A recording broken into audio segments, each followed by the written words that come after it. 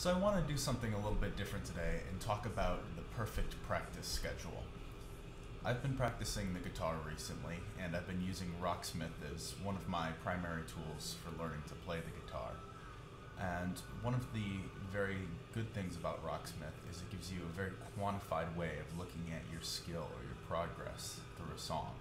For example, you can see that for "A Fool" by the Shins, I actually just hit 100% on this morning, and other songs have different ratings. So what this allows me to do is quantify my progress through any session, any practice session. And that means I can set little micro goals in any of the practice sessions. So when I'm designing a practice session in order to maximize my learning, what I do is to build it around this notion of having a 30-minute, well-defined session with a warm-up, a challenge, and a cool down. So if we open up one of these songs, like Knights of Sidonia by Muse, we can see that Rocksmith performs kind of some of this heavy lifting for us in the sense that it finds things that I need to work on. Like it suggests that I riff repeat this bridge or play star chords. So what I'll do throughout the course of my Rocksmith practice session is to play the song twice, first as my warm-up, and then to choose what my main challenge is going to be. Maybe I'll do the riff repeating for 20 minutes. Then finally, I'll play the song again in order to cool down. What's really interesting about this is that most of the gains, most of the skill improvement happens between sessions. What I notice happening is I get fatigued, and by the end of any given session, I actually haven't made a whole lot of progress. But all of a sudden I come back maybe a half an hour later after taking a short break and I have made progress. Suddenly I jump up a few percentage points in difficulty. What's happening here is the very powerful effects of rest and recovery. As the fatigue goes away, at the same time, the skill is actually being learned. This is what's really surprising to many people about learning, is that skill development isn't really happening while you are practicing. Practicing is what kind of tears you down, breaks you apart, and then the recovery time is when the skill is actually built back up again. That's your body healing itself, and it's the healing that is the learning. That is where skill development happens. So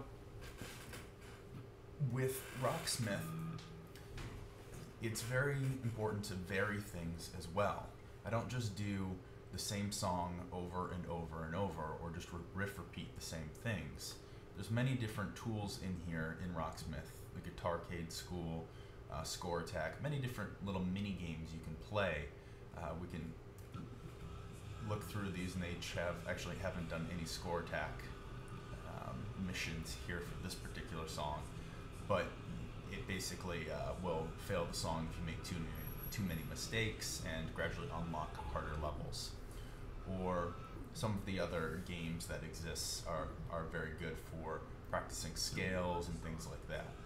So that's what I mean by the core practice session for any practice session. The core challenge is the thing that you're kind of banging your head against, the thing that you're working on really hard throughout the course of that session. And then you wrap it with the warm-up and the cool-down. And then you take a short break, and during that recovery is when your body's actually building itself back up and you're learning. So that's kind of the basic structure for a practice session. And the other important thing to understand is that the frequency of practice is important. So you do want to cap your practice sessions at a relatively short cap, somewhere around 30 minutes, as I said, but then you do want to keep doing the practice sessions regularly. And it's that sort of regularity that produces the real gains. Another last little tip is that I usually do the same song for 2 practice sessions back to back, because the first one tends to feel like, oh, I'm just kind of getting in the groove again. I'm just picking up this song again. And then the second session, all of a sudden, it feels like the song is completely available to me, and I remember it much better during that second session.